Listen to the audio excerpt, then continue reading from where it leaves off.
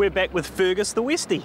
Now this characteristic white coat isn't by accident. The story goes they were actually bred that way, so when they were out fox hunting they wouldn't be mistaken for the fox. And for a wee dog, they're quite strongly built. They've got a good deep chest, quite muscular legs, and they've got a scissor bite where the teeth overlap.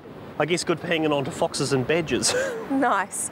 Well, the dog in our next story has actually lost its claw, which is pretty common for a dog. Our vet Jeff tells us how to take care of it.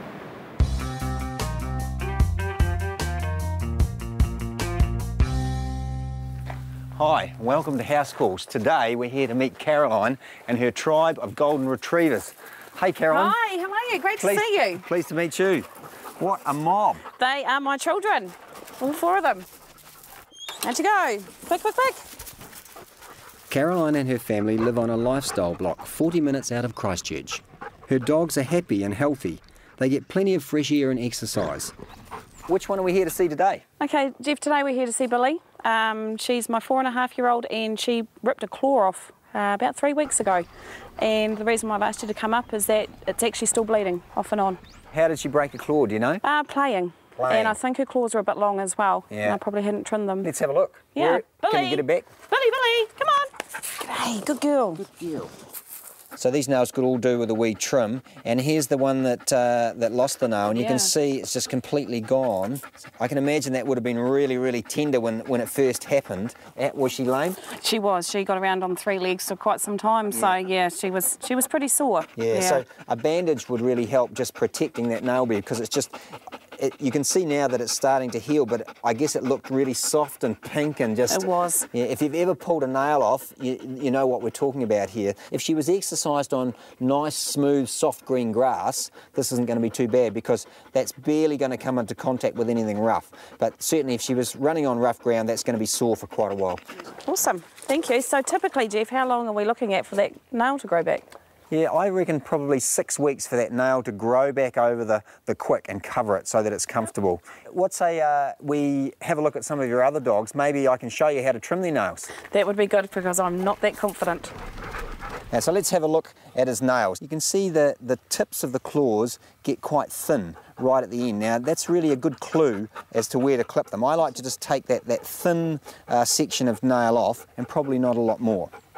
And so I place my finger under the toe and press the foot out, press the toe out a little bit, and exposes the nail, and just onto that skinny part, like that. And this outside one, quite long and skinny.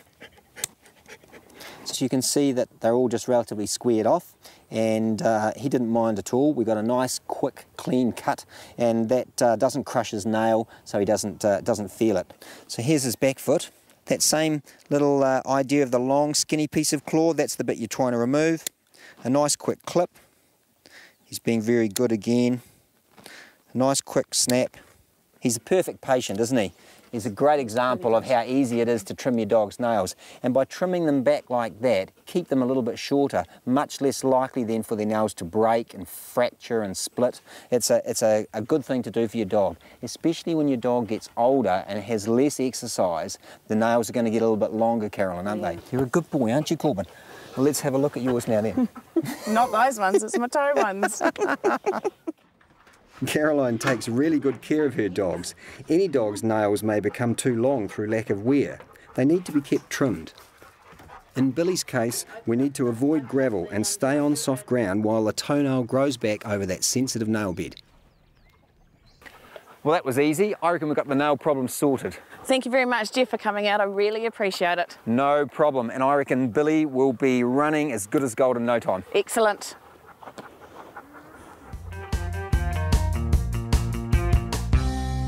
And that claw has completely grown back and she is fighting fit.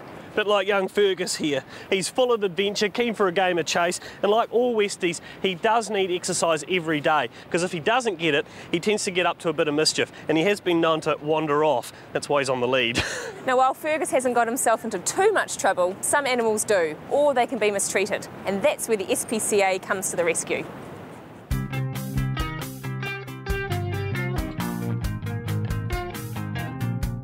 SPCA has staff that respond to reports of sick animals, or even animals that have been involved in accidents. Just like 8-week-old stray puppy, Buddy.